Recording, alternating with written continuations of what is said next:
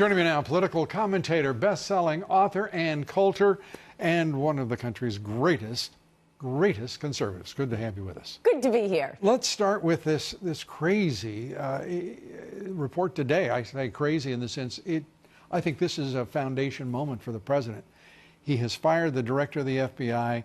The Inspector General's report today confirms that McCabe had to be fired, and that the FBI's upper management and top officials are rancid with corruption. Yes, and it does point out that I'm glad Trump didn't have his way on having Sessions lead the investigation or appoint a special prosecutor to investigate the FBI. This independent counsel, he was the independent counsel, not independent counsel, Inspector General, under Obama. He's probably a Democrat. He's a career guy. He's Harvard We can all be Law. forgiven for being a little cynical about how that was going to turn out?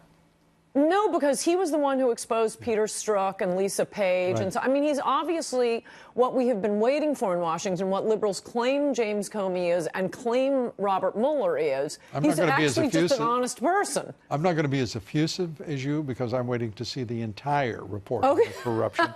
I want the whole lot. Look, he exposed Strzok and Page. Well, what he has done to this point is absolutely straight up, stand up, and honest yeoman work. There are a fair number of very honest lawyers. I would like to think that a lot of them are who go to work for the government and ex-prosecutors. We haven't seen very many of them. And I have to say, I'm amazed at how few people have stood up and said this place is completely is a swamp unto itself.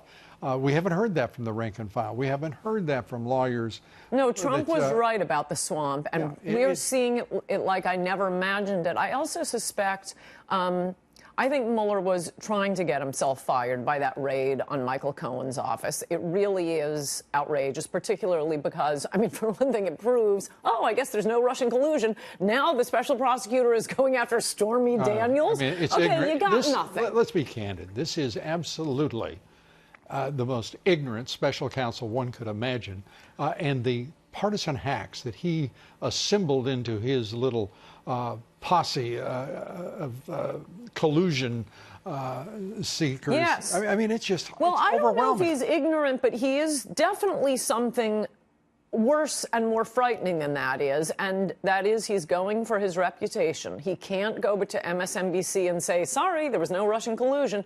He can't. He loves the accolades, and clearly James Comey does. They are going for approval. Well, of course you and I don't care. Don't ask me that question. No, I'm not asking you who cares. I'm asking you what in the world.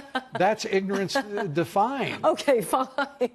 But sucking up to the media is way more frightening. It does show that the media, the Fourth Estate, in many ways, it's more powerful than any other branch of government. Well, we are the keepers of your reputation. These people don't realize that old guys like Comey, old guys like Mueller, there's an internet now. The New York Times doesn't have the last word on your reputation anymore. Well, and that's thanks to Mark Zuckerberg. Or wait a minute, was it those twins? No, never mind. Yes, it was definitely Facebook. the Winklevoss brothers. Do you find it amazing that this news that 190 million people had their data exploited by Facebook and, oh yes, Barack Obama and the Democratic Party in 2012, and it makes the Cambridge Analytica nonsense look like precisely that by comparison. Yes. No, what Twitter and Facebook and Google are capable of and what they're doing with their bannings and throwing people off Twitter and the way Facebook can use its algorithms and the way Google does. It's really frightening. I was against the Net Neutrality Act because I didn't want the government regulating free speech. But now I think I would rather have the government regulate it than these social justice warrior corporations. But I have a solution that we saw the beginning of this week, because you don't want it to be a utility. We're going to end with your solution. It's beautiful. Social media or just Facebook? All of them. Okay. You call the CEOs. This is a big moment.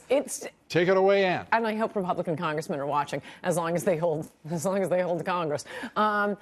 You bring They in will the if they follow CEOs. President Trump. Yes, they will. You bring in the CEOs of Facebook, Google, and Twitter and put them through what Zuckerberg went through, not for 2 days, for month after month after month, until they finally go home and say to their employees, knock it off, no more censoring conservatives, I cannot take any more of this. Well, it's an approach. Just annoy them until they can't, they stop censoring Right now conservatives, because the censorship they're doing is more frightening than anything the government could do. No, I don't think we should have to wait till the point they're sufficiently annoyed to be honest brokers of data and information and their users. It's freedom promoting, no government intervention. Just annoy them to death. Yeah, I think we're going to need government intervention, no matter how appalling it is to contemplate, because what we've got is absolutely Yes, it is. a threat to the republic. Thanks so much. And as always, Good to see you, Lou. And Coulter.